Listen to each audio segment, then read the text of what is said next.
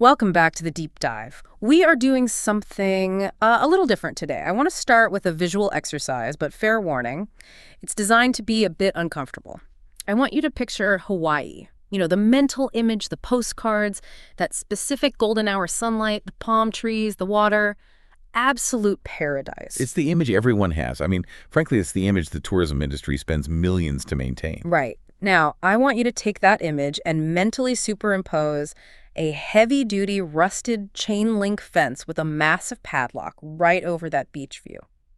That jarring contrast is the visual hook of the source material we are analyzing today. We are looking at a presentation deck titled Escaping the Trap: Higher Education Challenges in Hawaii. And that word trap in the title is doing a lot of heavy lifting. It creates this paradox right out of the gate. You're studying in one of the most beautiful places on earth, but for local students, the community college system, which is supposed to be this great equalizer. The gateway to a better life. Exactly. It often becomes a dead end. So we're going to tackle this source material a bit differently today. The presentation itself is structured almost like an advanced logic and linguistics lesson. It uses the crisis in Hawaii to teach critical thinking and vocabulary. So to really get the most out of this, we're going to mirror that structure. I like that approach. We'll start by looking at the raw narrative, the text itself, and then we can, peel back the layers. We need to look at the data, yes, but also the specific vocabulary and sentence structures used to frame the argument. It's essentially a lesson in how language shapes our understanding of failure and success. Exactly. The mission here is to figure out why graduation rates are so strangely low in Hawaii, despite tuition being affordable. So I'm going to read the core text from the source slides first. This combines the struggle to graduate section with the barriers section. I want you to listen to the specific phrasing here, and then we will tear it apart slide by slide. Okay, let's hear it. Community colleges are designed to be an affordable way for people to get a degree. However, in Hawaii, many students get stuck in a trap. Data shows that fewer than 13% of students graduate within 3 years, which is far behind the national average. Why is this happening? While tuition is cheap, the high cost of living creates barriers. Students must work multiple jobs, prioritizing work over school. To solve this, colleges created programs like 15 to Finish, offering incentives like free tutoring and lunch to help students tough it out. Wow. Yeah, there's a tremendous amount of information packed into just those few sentences. Let's start with the first half, which corresponds to slide 3 in the deck. The struggle to graduate. The number that jumps out immediately is 13%. Fewer than 13% of students graduate within 3 years. That seems incredibly low, even for a struggling system. It is a staggering failure rate. But to really understand the trap, you have to understand the context of 3 years. An associate's degree is designed as a 2-year program. That is the promise. 2 years. But the federal standard for measuring success in higher education is usually 150% of the normal time. Wait, so the government assumes you're going to be late? Essentially, yes. They give you a buffer. So if the degree takes 2 years, the benchmark for success is finishing in 3. So when the data says only 13% finish in 3 years, it means the vast majority of students have blown past not just the expected time, but the buffer time as well. That puts the trap concept into perspective. You enter thinking it's a shortcut, 2 years, low cost, get your skills, get out. But the data suggests it becomes a parking lot. You get in, but you don't get out. And the text notes this is far behind the national average. Hawaii isn't just struggling, it's an outlier. The presentation sets this up as a systemic failure, not just individual students slacking off. I mean, almost 90% of people aren't making it through the door on time. The door is the problem. Which leads us to the why. Slide 4 covers barriers and support. The text explicitly contrasts cheap tuition with high cost of living. This is the critical distinction. In many mainland states, the barrier is the sticker price. You can't afford the tuition.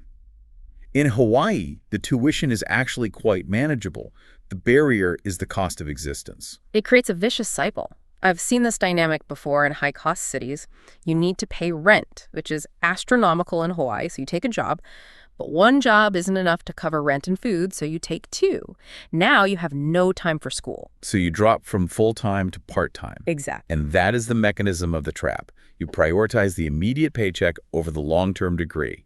But by dropping to part-time, you extend the time you have to pay for school, and you delay the career bump that comes with graduating. You are just treading water while the tide pulls you out. The source mentions a specific program called 15 to Finish as the countermeasure. Yeah, and the math there is simple. To graduate in 2 years, you generally need 60 credits. That breaks down to 30 credits a year or 15 per semester. 15 to Finish is a nudge campaign to keep students at full-time status. But I have to be honest, looking at this from the student's perspective, asking someone who is already working 2 jobs to survive to take 15 credits, which is a heavy academic load, it sounds like a recipe for burnout. It almost feels a little tone deaf. It would be tone deaf if they didn't address the friction points, and that's why the text highlights incentives. Did you notice the specific examples given? Free tutoring and lunch. Lunch. Yeah, that stood out. It seems so basic compared to things like tuition reimbursement or laptop grants. It's just a sandwich. It is basic, but it's so targeted. Think about Maslow's hierarchy of needs. If a student is hungry, or if they have to leave campus to work a shift just to buy food, they aren't in the library, they aren't in the tutoring center. By providing lunch, the college is effectively buying the student's time to stay on campus. It solves a physiological need to solve an academic problem. That makes so much sense. You can't learn algebra if your stomach is growling. It's a pragmatic fix. Exactly. Now, this brings us to the vocabulary deep dive section of the source, covering slides 5 through 7. This is where the presentation shifts from data to linguistics.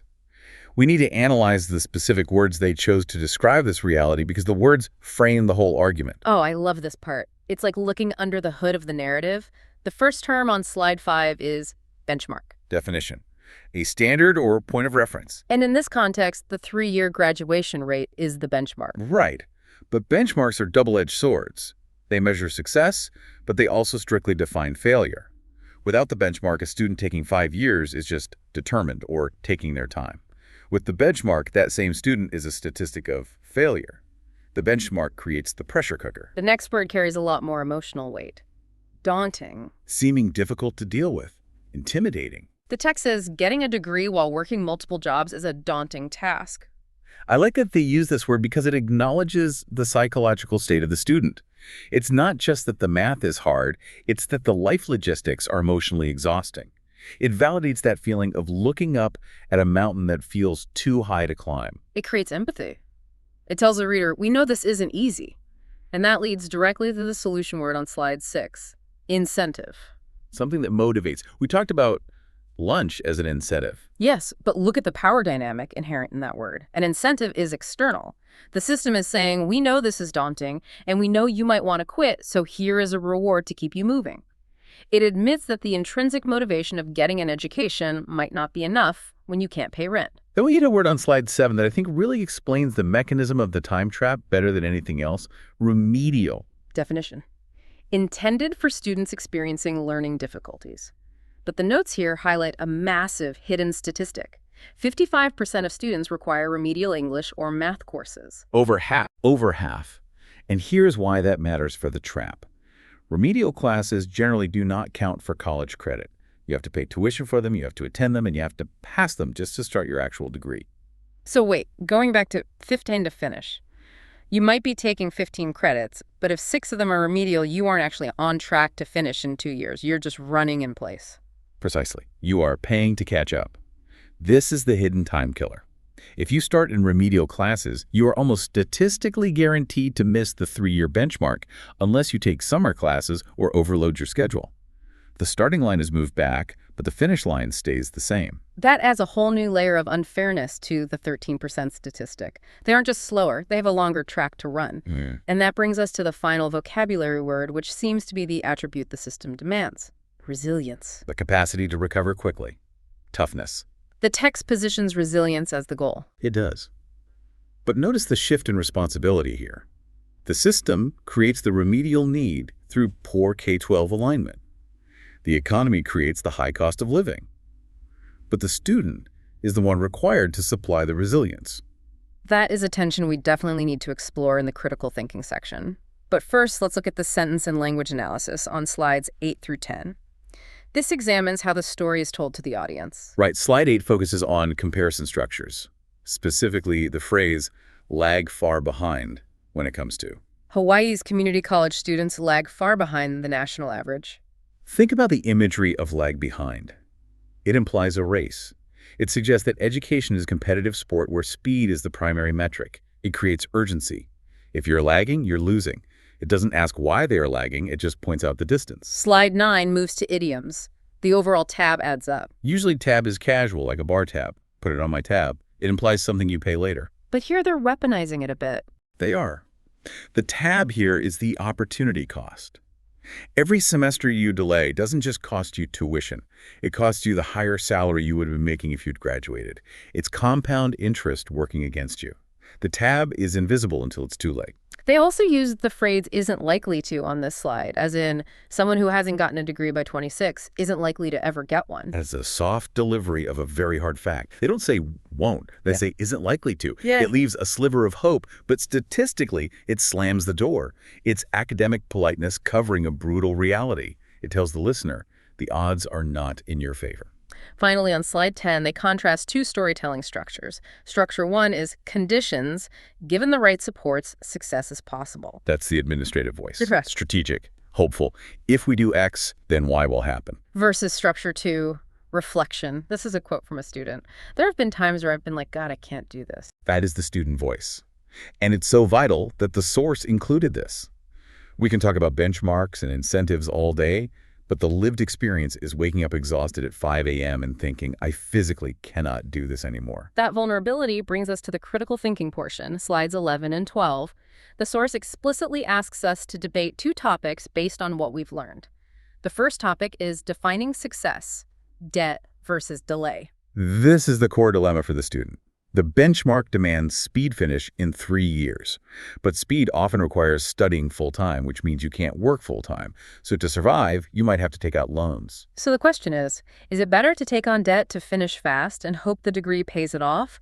Or is it better to work your way through slowly, avoid debt, but risk the delay trap? Logically, one might think, I'll work, avoid debt, and be responsible. That's what I would think. It feels safer. But the data in the source argues for debt, surprisingly. The reasoning is risk exposure. The longer you delay graduation, the higher the probability that life happens. A car breaks down, a parent gets sick, you get a promotion at your retail job that makes you complacent, and you drop out entirely.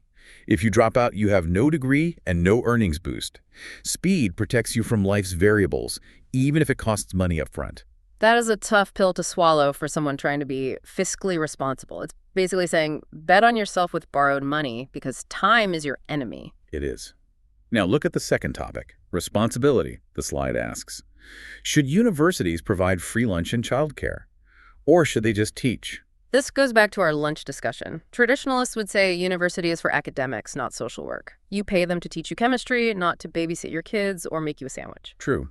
But the expert note here argues that if the barrier to the academic goal is hunger, then the university must solve the hunger. It's the ends justify the means argument. It's a pragmatic argument. You cannot teach a student who isn't there because they couldn't find a babysitter. If the university is being held to a graduation benchmark by the government, they are forced to expand their responsibility to cover basic human needs. It redefines the institution from a school to a support system. It really blurs the line between education and social safety net. But I guess in a place like Hawaii, with that cost of living, you can't have one without the other. Exactly. You can't ignore the context of the environment. Okay, let's synthesize this.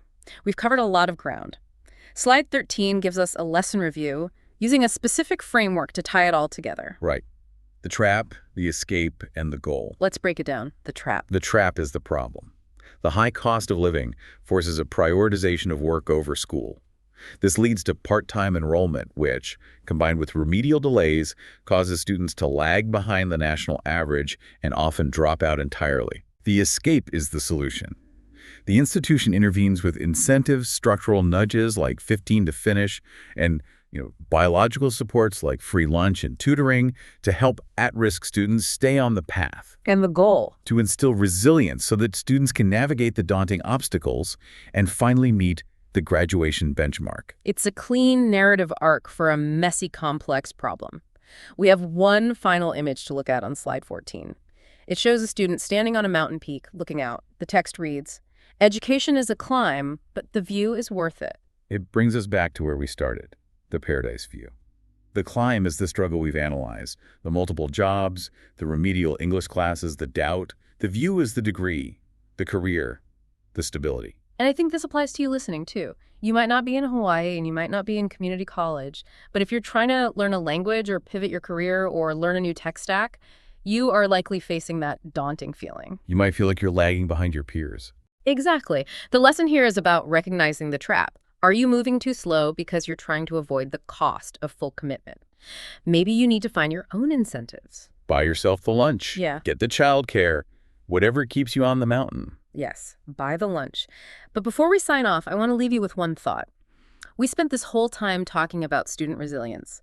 The source material emphasizes toughing it out. Right. And I'm going to flip that coin for a moment.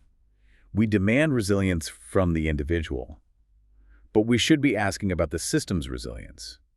If a place is a paradise but creates a trap for the very people who grew up there, is the answer really just for students to work harder? Or do we need to fundamentally redefine what higher education looks like?